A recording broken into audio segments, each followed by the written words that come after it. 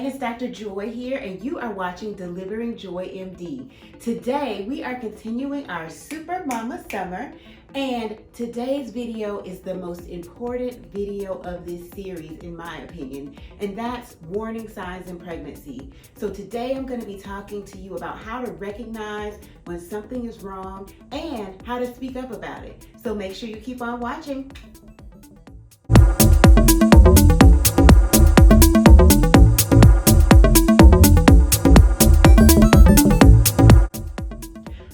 Alright girl gang, so let's jump right into this video. I really have a passion for making sure that moms and babies are safe. And so today's video is all about teaching you how to recognize warning signs so that you can be safe. So first things first, I want to talk about the first warning sign, and it's one that we don't really think a lot about, but this is one that I feel is very important, and that is to trust your instincts, okay? If you have an instinct that something is definitely wrong, that your body does not feel like it normally does, or that something is just off, make sure that you bring that up and you have that conversation. And just like we talked about in picking a OB care provider, you want to pick someone that you feel very comfortable bringing up your concerns with, and that you feel will listen to your concerns and act on them, right? So trusting your instincts is rule number one. Want to kind of hit each trimester and just kind of talk about a few things for us to think about. We have hit some of these topics in previous videos, but did you know that repetition is the key to learning? Repetition is the key to learning. And did you know repetition was the key to learning? So that's why we're going to hit these again, because they are absolutely vitally important. But first trimester warning signs, the first one that I really want to hit is bleeding plus cramping. Bleeding plus cramping, and that means that not only are you having some cramping, which can be very normal in early pregnancy, but when you add that cramping to bleeding, especially bright red or heavy bleeding, then we get concerned about what's called a threatened miscarriage. Bleeding in pregnancy is never normal, but it can be common. Some women will experience bleeding. Probably 1 to 2 out of 4 women will experience some bleeding during their pregnancy, and the majority of those women are going to have a normal pregnancy and a normal delivery. However, we should always be on the lookout, watching and listening to our bodies. So if you have that bleeding plus cramping, the best thing to do is to call your OB office to be seen for an ultrasound. This is something that in my office we're very serious about. We want that person in the building for an ultrasound within 24 hours. And what that ultrasound does for us is allows us to look at the pregnancy to make sure that it appears like a normal pregnancy inside of the uterus. And in addition, if you're still very early and having some bleeding, we can also draw what's called a pregnancy hormone level, and that helps us just kind of ascertain if this is a normal pregnancy or if this is an abnormal pregnancy. And speaking of abnormal pregnancies, one of the reasons we want to confirm that that is a normal pregnancy inside of the uterus, if you're having bleeding, is because there is certainly a possibility of having what's called an ectopic pregnancy. And an ectopic pregnancy simply means a pregnancy outside of the uterus.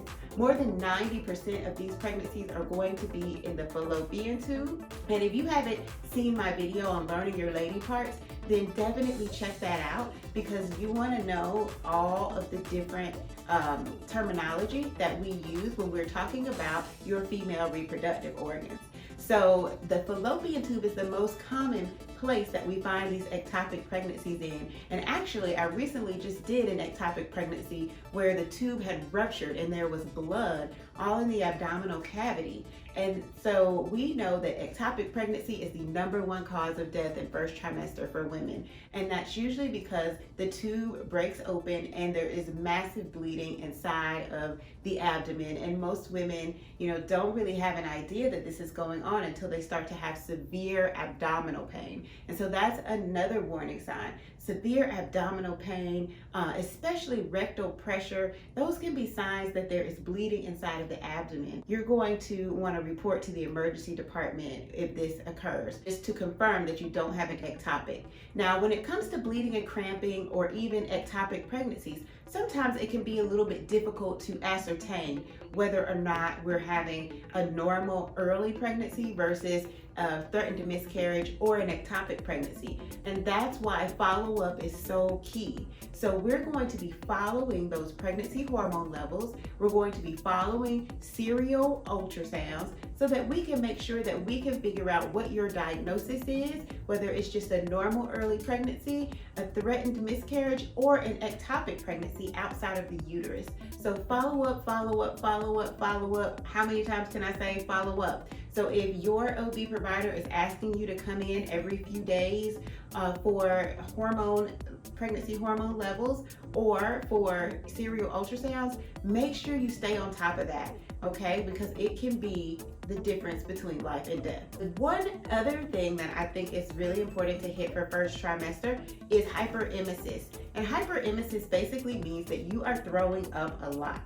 And so if you're unable to tolerate solids or liquids, and it's been several days of you just having nonstop nausea and vomiting, then that's something that you definitely need to bring up to your OB care provider. And our first step is usually to do some prescription medications, but we may also need to bring you in for IV fluid hydration or IV anti-nausea medicines.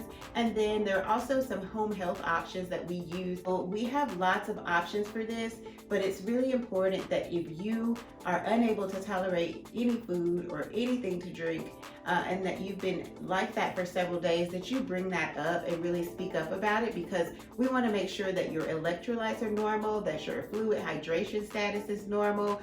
You can really get very sick from hyperemesis. In addition, looking at your body weight. If you have lost more than 15% of your body weight, that by definition is hyperemesis. And so you need to be seen and you need to be admitted to the hospital so that we can make sure that your electrolytes are balanced and that you're getting the nutrition that you need. With hyperemesis, that I always recommend that patients get, and if you have not been offered this, you should request it, is a gallbladder ultrasound. So if you still have your gallbladder and you're having horrible nausea and vomiting, you definitely want to evaluate to make sure that it's not gallbladder disease. But let's hit second and third trimester. I'm going to hit second and third trimester together because a lot of the warning signs that occur in second trimester also occur in third trimester, because this is the time at which we're getting into the stage of the pregnancy where the baby is going to become viable. And by viable, we mean that it's after 23 to 24 weeks and the baby actually has a chance of living outside of its mom. And so this is the time when we really start to get concerned about preterm birth. One of the biggest hallmarks for preterm birth is vaginal bleeding. And so with vaginal bleeding, we're always watching to see how much vaginal bleeding you're doing. So it's always a good idea to be able to quantify, like if you've soaked through 2 pads versus if you've had some spotting, or if you just saw something that looked like spotting when you wiped after using the restroom. This is something that you want to pay attention to and be able to verbalize to your OB care provider or to the doctor in the ER. I totally think that it's okay to take pictures if you have some bleeding, and so that we can kind of help you quantify how much bleeding is going on.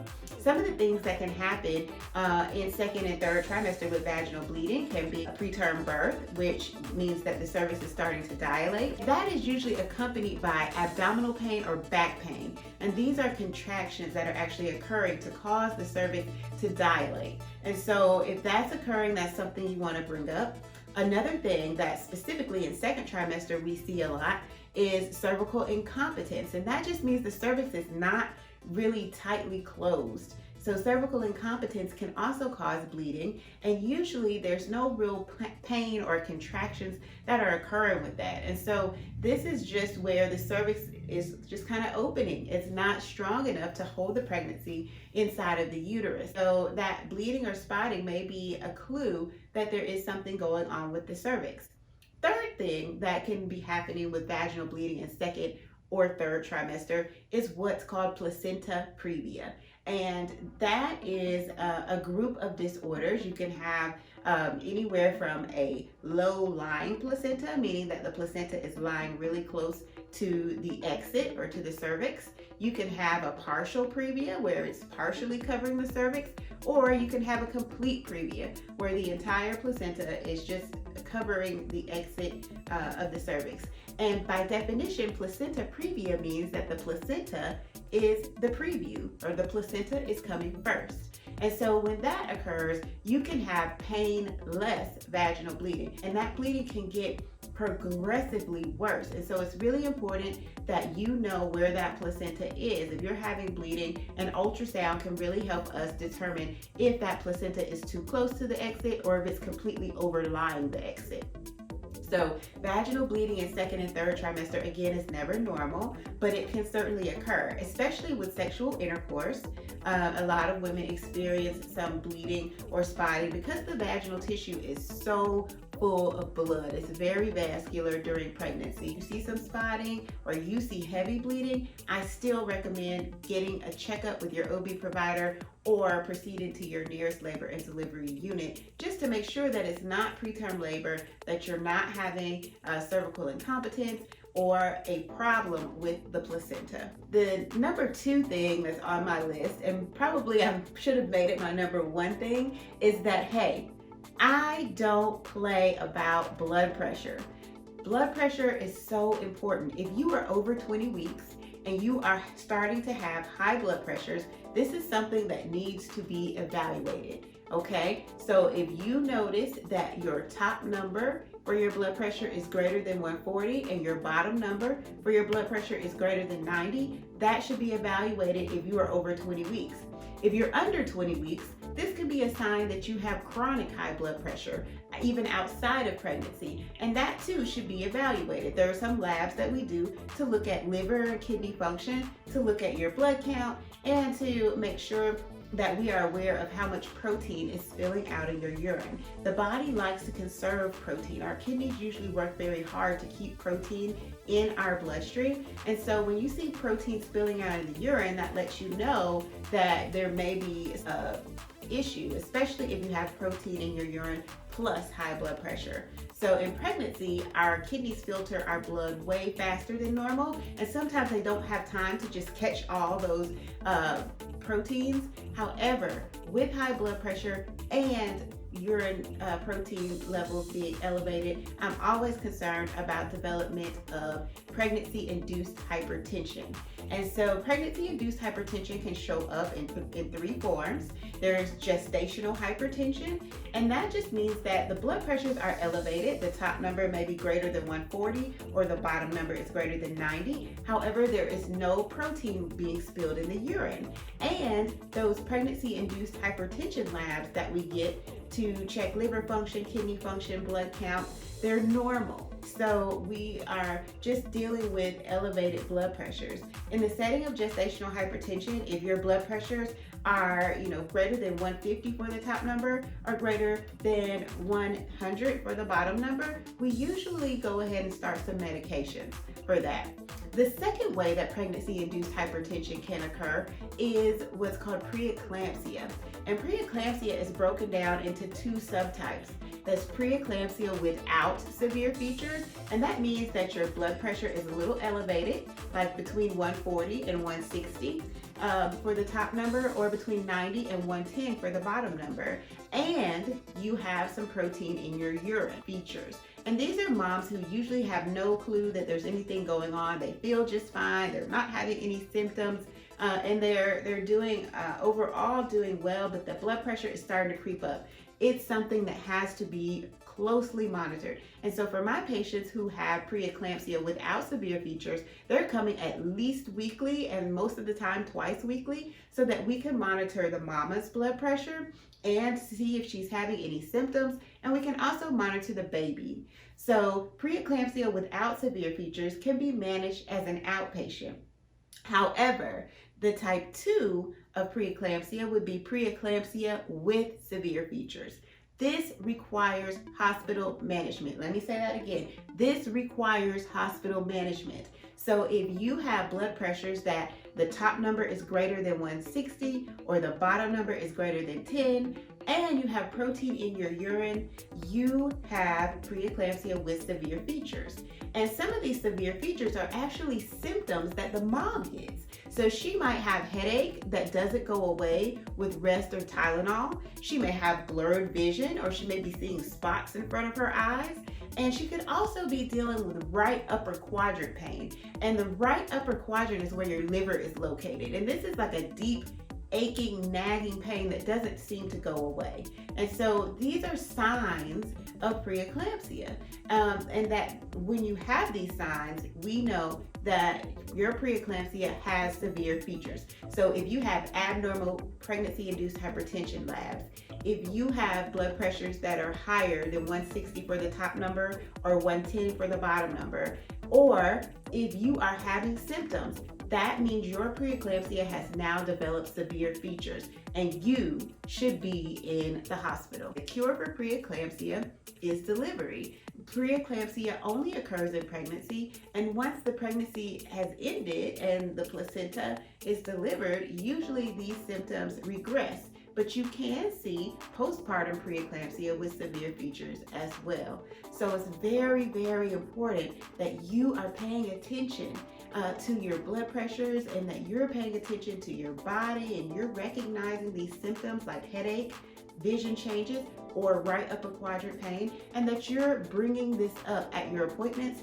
And if you feel the need to go into the emergency department or to labor delivery to be evaluated, that you bring these things up. You're gonna say, I've been having headaches that don't go away with rest or Tylenol.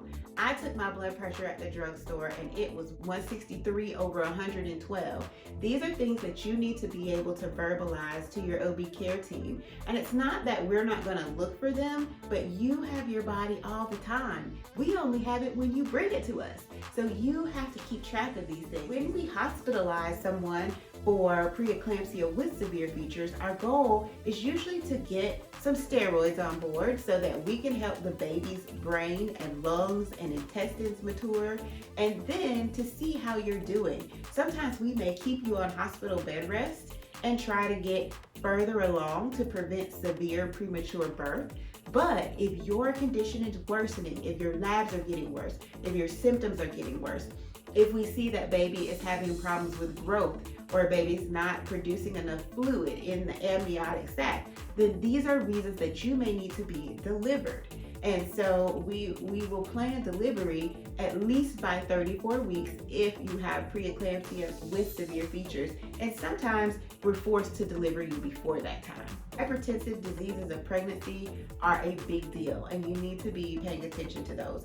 If you have had a history of hypertension in your previous pregnancies, you definitely want to bring that up to your OBGYN so that they can start you on some preventative therapy. And preventative therapy is simply baby aspirin daily, okay? A condition that's called HELLP syndrome. HELLP syndrome stands for hemolysis, meaning the breakdown of red blood cells, elevated liver enzymes, meaning that you're developing some liver disease, and low platelets. Platelets are the part of our blood that help our blood clot. And when you have HELLP syndrome, which is a severe form of preeclampsia, that can really put you at risk for problems clotting your blood and for forming blood clots in blood vessels that can be life-threatening. So HELLP syndrome is very serious, and we have to make sure that that's being treated appropriately. Eclampsia is actually when you're having seizures. And this also puts you at risk for strokes or bleeds on the brain. If you have seizures that are occurring due to your high blood pressure in pregnancy, it's important to get a CT scan of the head. We want to know if you have any bleeding on the brain or any clots that have formed there. And we also want to make sure that, that you're not developing any brain signs or symptoms from your eclampsia. Eclampsia is a medical emergency. So that means you need to be calling the ambulance, or if someone sees you having seizures, they should be calling the ambulance. This can be a very serious condition for both mom and baby. So, these are things that you kind of need to know, terms that you need to know so that you understand what's going on with your care. I hope that your OB provider and that your OB care team are taking the time to really explain these things to you if you develop pregnancy-induced hypertension. But just in case they're not, you need to know it so that you can speak up for yourself and make sure that you're making good decisions for you and for your baby. So in second and third trimester, we can also see preterm contractions. And so these are usually severe abdominal pains that start almost like someone is squeezing the top of your belly, and that squeeze gradually goes down into the pelvic area and sometimes even wraps around the back. And that is a sign that you may be having some preterm contractions. Now, we already talked about Braxton Hicks contractions, which are tightenings in the belly, but they're usually not super painful. They may feel more like menstrual cramps. These are usually ones that will stop you in your tracks for a little bit, and you're kind of like, whew. Okay, now I can go on. So this is really important to note. If you are less than 37 weeks and you're having regular painful contractions that are getting closer together and more intense, you definitely want to go over to labor and delivery and be evaluated. There are medications and interventions that we can do to try to help stop preterm labor. If you are over 37 weeks, severe worsening contractions or contractions that are coming closer together and that are rhythmic can also be a sign of regular labor. So signs of labor, whether it be preterm, which is less than 37 weeks, or at term, are strong regular contractions that become more intense and more frequent, vaginal bleeding that's heavy like a period, that can be bloody show, which is a sign of labor, having your water break. And so we already talked about our hack for that. We're gonna put on a pad, bend down, walk around, squat down, and then check that pad to see if it's completely saturated. And then we also are talking about decreased fetal movement. And I want to spend a little time on decreased fetal movement because decreased fetal movement can be a sign of labor once the baby's head is engaged in the pelvis. The baby doesn't have the space to just kind of move all around, but it can also be a sign that there's something wrong with the placenta or with the umbilical cord. And so we want to make sure that we're doing those kick counts. And if you remember, kick counts are 2 hours out of every day that you spend just connecting with your body and your baby. So you want to lie down or sit down and just really focus in on those movements. And you need to have at least 10 movements within 2 hours. Most moms are going to get 10 movements in less than 10 minutes. So once you get your 10 movements, you're done. But if you haven't gotten those 10 movements over 2 hours, that is something that you want to let your OB care provider know, or you should just proceed straight to labor and delivery if it's after hours and you're unable to contact someone in your OB office. Last but not least, I want to hit some of the topics that are important no matter what trimester you're in. We are more likely to form blood clots in our legs or lungs. So if you notice that one leg is really swollen, really red, really tender, that it's difficult to bear weight on it, it's really important that you bring that up to your OB care provider. And that's so that we can check to make sure that you don't have a clot in your legs or your lungs. That's something that you need to bring up right away so that we can get an ultrasound to make sure that that blood vessel is not blocked or clotted off. Chest pain with or without shortness of breath during pregnancy is also a warning sign. And a lot of women will have chest pain due to acid reflux. And so it's more of like a burning pain. But when you start to have like chest pressure, chest pain, heaviness, that's something that we really need to evaluate. Then also kind of get an idea of if this is just pain or pressure, or do you feel like your heart is racing or that you're having an irregular heartbeat. Pregnancy puts a tremendous demand on the heart. it makes the heart work a lot harder than what your heart is used to doing. And so if you're having chest pain with or without shortness of breath, if you're having heart palpitations or irregular heartbeat, that is something you absolutely want to bring up right away. And if you're unable to contact your office because it's after hours or on the weekends, you want to go ahead and head right to the hospital and be evaluated for that.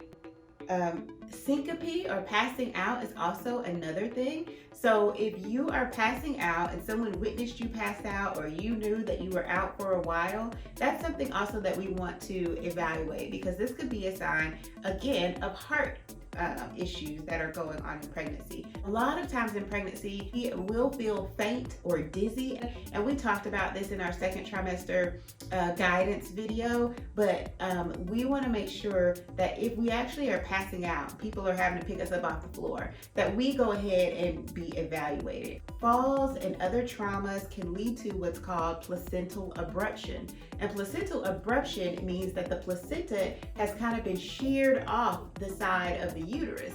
So you can see this in any sort of accident, slip and fall, car accident, or even in preeclampsia with severe features. So those really high blood pressures that we get during preeclamptic episodes can also cause that placenta to shear right off the side of the uterus. And that placenta, like we talked about, is the thing that's helping your baby get nutrients and oxygen and blood flow. So we definitely don't want that placenta separating while the baby's still in the uterus. Abruption could cause really severe pain. Usually women have almost like this tightness in their abdomen that does not relax. It's very severe, and they may also have bleeding, or they may not have bleeding, but it's so important to come in and be evaluated. Did you know that over 50% of placental abruptions or injuries to babies occur with just minor trauma? So the most important time for us to be evaluating you and having your baby on the monitor is within the first 6 hours after the incident occurred, okay? So don't come in 2 days later and say, okay, well, I fell. No, come when you fall, because that first 6 hours is where we have the most likely chances of intervening so that you and your baby have a safe and healthy outcome. The last thing I want to talk about in terms of warning signs is one that we may not think about a whole lot, because it's not necessarily a physical thing, but it is certainly a mental and an emotional thing. If you are having thoughts of harming yourself, if you're having thoughts of harming other people, if you find that you're having increased depressed symptoms, like not really enjoying the things you used to enjoy, sleeping all the time, not wanting to eat or eating excessively, or you're just finding that you're having a depressed mood, that's something that needs to be brought up as well, because it needs to be treated. If you're having anxious thoughts that you can't control, if you're lying awake at night thinking of all the what ifs and weirdness that could happen, and you're not really able to kind of pull it back in and calm yourself down, or you're having panic attacks, that's something that we need to bring up. Panic attacks, anxiety, depression in pregnancy, those are not good for your pregnancy. Believe it or not, women who have a history of depression and anxiety are much more likely to have preterm births and low birth weight. So if you're having those symptoms, you need to speak up about it. We need to get you into treatment, whether it be counseling plus medication, or medication alone, or counseling alone. We know that if we are able to treat this, we really increase your chances of having a safe, healthy pregnancy, and to make sure that you are able to connect with your baby after delivering, which is so important. So we need you to be able to be fully present, not off in what if land. So if those things are happening, you need to talk about them. In my office, we screen for depression and anxiety 3 times. So if you feel like you need to be screened more than that, or if you screen positive, we screen you even more. It's very important to make sure that we're going into motherhood with a healthy mindset.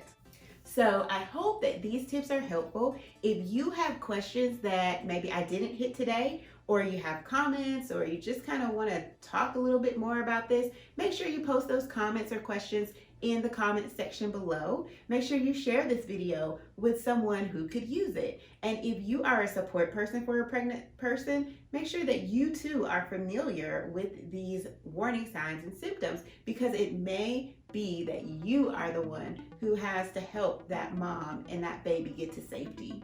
I hope you enjoyed this video. If you did, give your girl a thumbs up and make sure you subscribe so we can catch you on the next video. All right, girl gang, peace. See you soon, girl gang. Don't forget to subscribe and comment below.